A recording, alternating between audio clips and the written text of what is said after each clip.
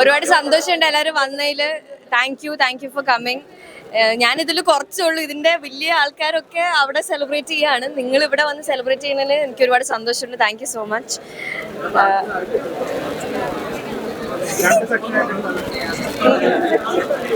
ഞാൻ ഇനിയൊന്നും പറയാനില്ല, നിങ്ങൾ എന്തൊന്നും ചോദിക്കാത്തെ. എന്തോ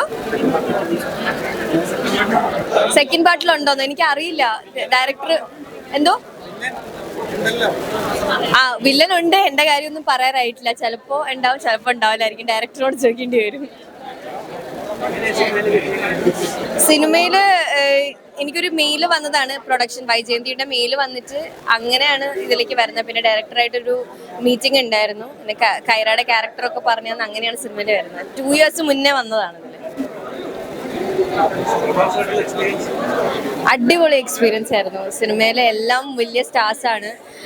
അപ്പൊ അതില് ചെറിയൊരു പരിപാടിയായിരുന്നു എനിക്ക് കിട്ടിയത്. പക്ഷെ അത് ഇങ്ങനെ എല്ലാവരും ശ്രദ്ധിച്ച് എല്ലാവർക്കും ഇഷ്ടപ്പെടുന്നു ഞാൻ ഒട്ടും പ്രതീക്ഷിച്ചില്ല. അപ്പൊ അതിൽ ഭയങ്കര ഹാപ്പിയാണ്. കുറെ വലിയ ആർട്ടിസ്റ്റിന്റെ കൂടെ വർക്ക് ചെയ്യാൻ പറ്റി. So very happy.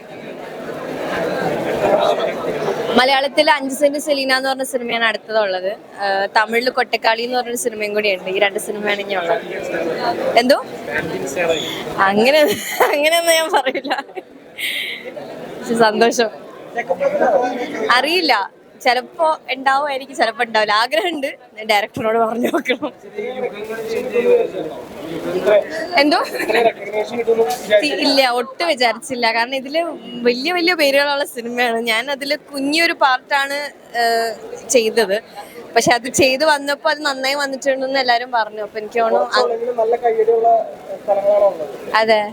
അപ്പൊ അതിലൊരുപാട് സന്തോഷമുണ്ട്. ഞാൻ കൈയ്യടി അങ്ങനെ പ്രതീക്ഷിച്ചിട്ടുണ്ടായിരുന്നില്ല. സ്റ്റണ്ട് ആദ്യമായിട്ട് ചെയ്യുന്നതുകൊണ്ട് ഒരു ടെൻഷൻ ഉണ്ടായിരുന്നു. പക്ഷെ എല്ലാവർക്കും ഇഷ്ടപ്പെട്ടു എന്ന് പറഞ്ഞു. അടിപൊളിയായിരുന്നു. ഭയങ്കര രസമായിരുന്നു ചെയ്യാൻ. ഭയങ്കര എക്സൈറ്റ്മെന്റ് ആയിരുന്നു.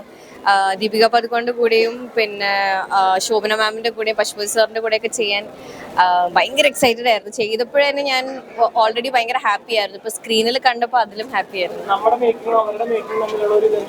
ഒരുപാട് വ്യത്യാസമുണ്ട്. അവരുടെ അത്രയും വലിയ സ്കെയിലുള്ള ഒരു മേക്കിങ്ങും ഗ്രീൻ സ്ക്രീനിലാണ് നമ്മൾ മൊത്തം ഷൂട്ട് ചെയ്തത്. അപ്പൊ അതിൻ്റെതായ പുതിയൊരു എക്സ്പീരിയൻസ് ആയിരുന്നു എനിക്ക് ആസ് എൻ ആക്ടർ എനിക്ക് കിട്ടിയത്. അപ്പൊ അത് ഒരു വലിയ ലേണിംഗ് ആയിട്ട് തന്നെയാണ് എനിക്ക് തോന്നുന്നത്.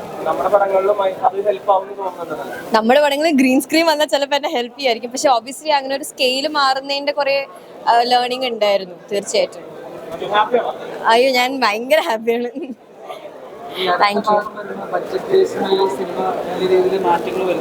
അതെ, ബഡ്ജറ്റ് വ്യത്യാസം വരുന്നത് എനിക്ക് തോന്നുന്നു ഇത് ഇന്ത്യയിലുള്ള ഏറ്റവും വലിയ ബഡ്ജറ്റ് സിനിമയാണ്. അപ്പൊ അത് എനിക്ക് തോന്നുന്നു ഇനിയും ഫിലിം മേക്കേഴ്സിന് കുറേയും കൂടെ ഡ്രീം ചെയ്യാനായിട്ടുള്ളൊരു ലാർജർ ക്യാൻവാസ് ഒരുക്കുന്ന ഒരു സിനിമയാണല്ലോ. അപ്പൊ ഇനിയും അങ്ങോട്ട് അങ്ങനെ തന്നെ ആയിരിക്കും. അപ്പൊ സെക്കൻഡ് പാർട്ടിലും ചിലപ്പോൾ ഇതിനും വലിയൊരു വിഷ്വൽ റെപ്രസെന്റേഷനും ക്യാരക്ടേഴ്സും ആക്ടേഴ്സും ഒക്കെ ഉണ്ടാവും എന്നാണ് എനിക്ക് തോന്നുന്നത്.